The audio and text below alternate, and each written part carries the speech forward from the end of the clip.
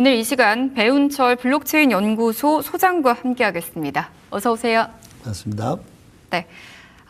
지난주에 이제 미국의 7월 고용 보고서가 발표됐는데 부진한 결과가 나왔습니다.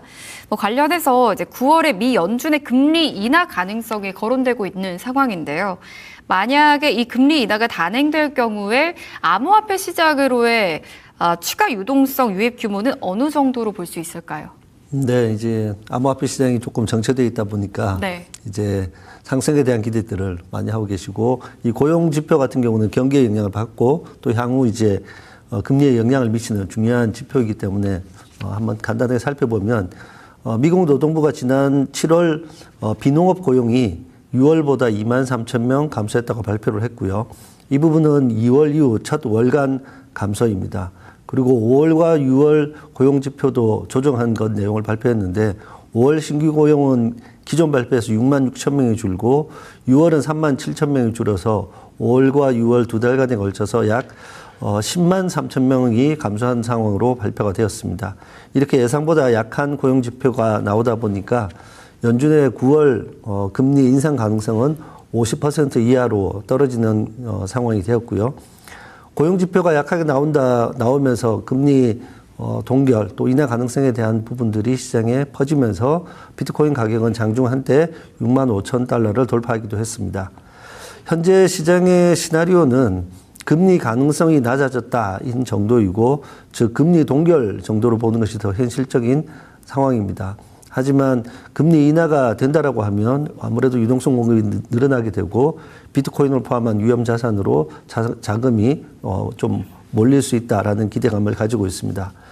비트코인은 글로벌 유동성 연동 자산으로 현재 자리를 잡고 있고, ETF 순유입과 8월 7일 금리 동결에 대한 분위기로 함께 가격이 반등을 보였는데, 현재 비트코인은 다시 6만 5천 달러 선에 있는 매물대를 좀 소화하고 6만 4천 달러 선을 유지하고 있습니다.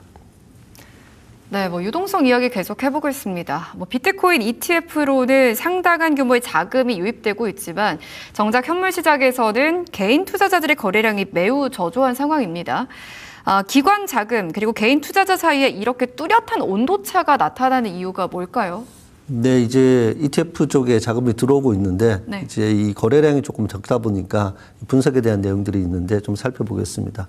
비트코인 현물 ETF가 지난주 5억 거래일 연속으로 순유입을 기록하면서 주간 기준으로 지난 4월 17일 이후 가장 큰 유입을 기록했습니다. 금액으로는 비트코인 현물 ETF에 약 8억 5천만 달러가 순유입이 되었습니다. 전체 유입 금액의 80% 이상이 그동안 계속해서 자금이 빠졌던 블랙록 ETF에서 들어왔고, 다음은 피델리티 ETF에서 들어왔습니다. 자금이 유입되었지만 거래는 좀 감소한 분위기로 보였고, 이런 상황에서 시장의 전반적인 개인 투자자를 포함한 폭넓은 거래 참여가 아니라 일부 대형 기관 투자자들에게 거래가 집중된 것으로 분석이 됐습니다. 자금이 유입됐던 또 다른 배경으로 언급되는 부분이 지난주에 벌어졌던 콜드카드 지갑 해킹과 관련해서 직접 보관하고 있던 비트코인의 보안 문제가 좀 부각이 되면서 ETF 투자 수요로 이동했을 가능성이 있다고 블룸버그에서는 분석을 했습니다. 주간 비트코인 ETF 거래 대금이 지난주 대비 9% 감소한 81억 9천만 달러인데, 이 주간 거래 금액은 2024년 10월 이후 두 번째로 낮은 규모를 기록하게 됐습니다. 7월 30일 다른 보고서에 따르면 기관 투자자들의 거래량의 77.7%가 장외 거래인 OTC 거래를 통해서 이루어졌고, 일반 거래소를 통한 거래량은 18.4%에 불과하다 보니까 자금은 들어왔지만 거래량은 감소하는 현상이 보였고요. 온체인에서 기관들의 이제 거래를 파악하는 것이 조금 더 점점 어려워지는 그런 상황들이 보이고 있습니다. 그러면 이제 개인 투자자 분들께서는 비트코인 현물 ETF의 상품별 자금 유출입 규모와 함께 비트코인 가격 흐름을 또 장외 거래의 기관 투자자들까지 좀 고려해서 파악하는 것이 좀 중요해졌고요. 비트코인 현물 ETF의 총 누적 금액은 좀 상승을 보이면서 약 520억 달러 규모를 보이고 있는데, 여전히 연초와 대비해서는 약 45억 달러가 순유출되어 있는 상태이기 때문에 조금 더 유입을 기대해 봐야 되겠습니다. 한편 스트레티지는 지난주에도 비트코인 일부를 평균 63,957달러에 매도를 했는데 평균 취득 단가가 75,419달러였는데 15.2% 낮은 가격으로 매도를 했고 우선주 배당을 마련하기 위한 것이라고 했습니다. 이제 스트래티지가 이제 계속해서 비트코인을 매도한다는 소식이 들리고 있는데 이러한 부분들이 시장에서는 조금 위축되는 상황으로 작용하고 있습니다. 현재 비트코인 가격 자체는 여전히 단기 보유자들의 매수 단가 아래에 있고 비트코인 고점 대비 약 50% 하락한 현재 상황에서 개인 투자자들은 가격 반등이 있지만 쉽게 재진입을 못하고 있는 심리적 위축 상태에 있다 보니까 이제 개인과 기관의 이런 거래차들이 좀 벌어지고 있는 상황입니다. 네.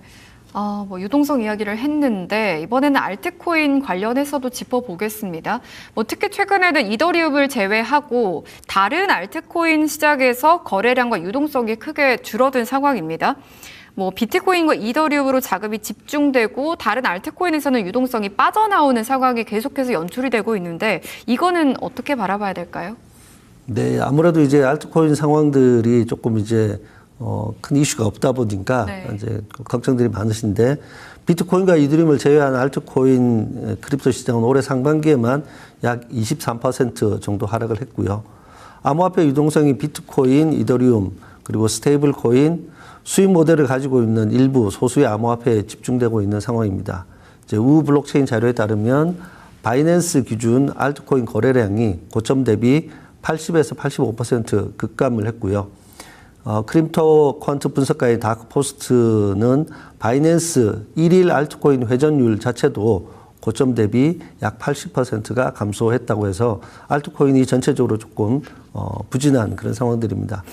알트코인 약세의 배경을 조금 살펴보면 첫 번째는 이제 매크로가 불확실한 이런 상황에서 전형적으로 질적 자산으로 도피하는 현상이다라는 해석이 있습니다. 이것은 유동성이 상대적으로 풍부하고 또 기관 채택이 앞서 있는 비트코인과 이더리움에 자금이 집중되고 있다는 상황이고요. 특히 이제 ETF 중심의 기관 자금은 구조적으로 비트코인과 이더리움에 자금이 집중되도록 하였고, 언스테인영에서 조사한 2026년 기관 투자자 설문조사에 따르면 규제 불확실성이 비트코인과 이더리움을 제외한 나머지 디지털 자산에 투자를 꺼리는 가장 큰 이유라고 밝혔습니다. 이와 연결하여서 클래리티 법안 자체가 지연되고 있는 부분들이 상대적으로 법적 지위가 불투명한 중소형 알트코인의 기관 자입 유입을 가로막고 있는 그런 상황들이 되겠습니다. 이렇게 되다 보니 이제 알트코인에 대한 유동성 공급은 얕고 변동성은 커지다 보니까 이제 알트코인에 대한 이제 투자 부분들이 조금 외면을 받고 또 비트코인과 이더리움을 기반으로 하는 쪽에 자금이 들어오고 나면 그게 낙수 효과로 알트코인까지 확장되게 되는데 그런 확장의 단계가 아직 되지 않았다라고 보겠습니다. 다만 이제 알트코인 시장에 그러면 구조적인 붕괴이냐라고 하면 그렇지는 않고 매크로 지표와 규제 불확실성이 해소되기 전까지는 상대적으로 안전한 대형 자산의 자금이 머무는 이런 방어적 국면이라고 볼 수 있고 이런 상황들을 볼 때 알트코인은 조금 더 시간이 필요해 보입니다. 네, 그러면 우선은 비트코인 쪽으로 자금이 어느 정도 들어와서 유동성이 생겨야 알트코인까지 낙수 효과가 발생한다. 이렇게 짚어주셨는데 그럼 이제 시장 이야기로 같이 엮어서 짚어보도록 하겠습니다. AI 투자 열풍이 지금 계속되고 있는데 만약에 이 열풍이 꺼지고 버블이 붕괴하게 된다면 정부의 대규모 유동성 공급으로 비트코인 가격이 오히려 상승할 수 있다. 그래서 100만 달러까지 갈 수 있다. 이런 전망이 나오더라고요. 이거는 어떻게 보십니까? 네, 이제 100만 달러 전망이 네. 또 나오네요. 이제 우리 투자 자금이 아무래도 AI 쪽으로 많이 쏠리다 보니까 AI 버블에 대한 얘기를 암호화폐와 엮어서 얘기한 내용인데 지난 8월 5일 아서 헤이즈 비트맥스 공동 창업자가 AI 데이터 센터와 전략 인프라를 중심으로 형성된 이 투자 열풍이 신용 버블 성격을 띠고 있다. 그리고 이 버블이 붕괴가 되면 정부가 금융 안정을 위해서 대규모 통화 공급에 나서게 되고 이렇게 되면 비트코인 가격이 100만 달러로 돌파할 수 있다라는 시나리오를 밝혔습니다. 헤이즈는 AI 투자 과열이라는 현재 상황이 2008년 금융위기와 비슷하다고 경고하면서 내년도부터는 투자가 둔화되기 시작할 것이고 2028년도에는 과잉 투자에 대한 부작용이 본격화될 것이라고 전망을 했습니다.